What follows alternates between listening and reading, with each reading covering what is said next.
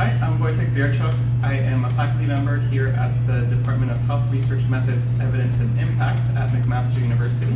Lorsqu'un professionnel de la santé, comme votre médecin, vous conseille sur ce qu'il faut faire pour votre santé, en vous suggérant par exemple un traitement spécifique, un test ou une mesure préventive, cette recommandation s'appuie généralement sur une ligne directrice en matière de santé.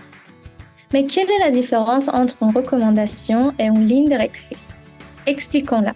En matière de santé, une recommandation est une déclaration claire qui aide les professionnels de la santé, les patients et les décideurs politiques à prendre des décisions éclairées sur les actions et les options disponibles pour traiter, diagnostiquer ou prévenir un problème de santé particulier.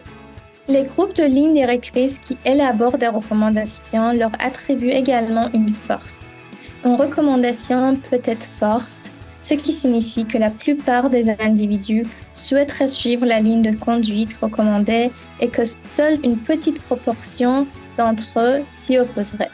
Une recommandation peut également être une recommandation conditionnelle, ce qui signifie que même si la majorité des personnes souhaitent suivre la ligne de conduite suggérée, beaucoup ne le souhaitaient pas et qu'une autre ligne de conduite ou une autre option peut leur convenir compte tenu des risques individuels et des valeurs qu'elles accordent aux résultats possibles en matière de santé.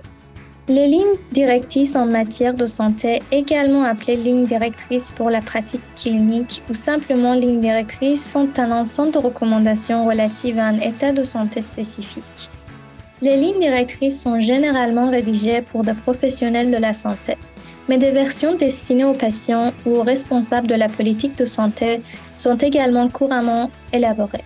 L'élaboration des lignes directrices et des recommandations qu'elles contiennent doit s'appuyer sur les données probantes issues des recherches les plus récentes en tenant compte des avantages et des inconvénients des différentes options de traitement, de diagnostic ou de prise en charge, du degré de certitude que nous avons quant à ces avantages et inconvénients sur la base des données de recherche et de facteurs supplémentaires tels que les valeurs des patients, le coût de l'utilisation des options, la faisabilité de l'utilisation des options ou l'impact sur l'équité en matière de santé.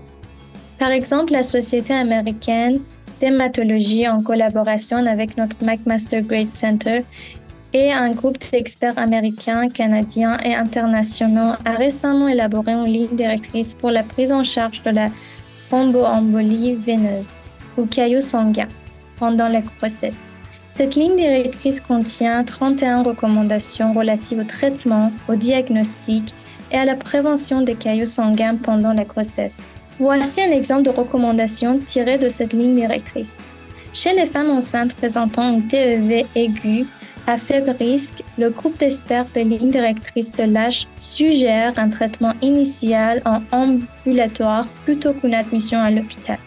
Recommandation conditionnelle, faible certitude des données probantes sur les effets. Cela signifie que si un médecin traite une personne enceinte qui développe un caillot sanguin considéré comme à faible risque, il peut prescrire un médicament anticoagulant ou un anticoagulant à prendre à la maison pour traiter le caillot. Il convient toutefois de noter que la force de la recommandation est ici conditionnelle. Cela signifie que l'autre solution, qui consiste à être admis à l'hôpital pour y être traité, peut être le meilleur choix en fonction de la prise de décision partagée entre le médecin et son patient, compte tenu des valeurs et des circonstances de chacun. Pour savoir comment les lignes directrices et les recommandations sont élaborées, visionnez notre vidéo intitulée « Un guide pour des lignes directrices dignes de confiance ».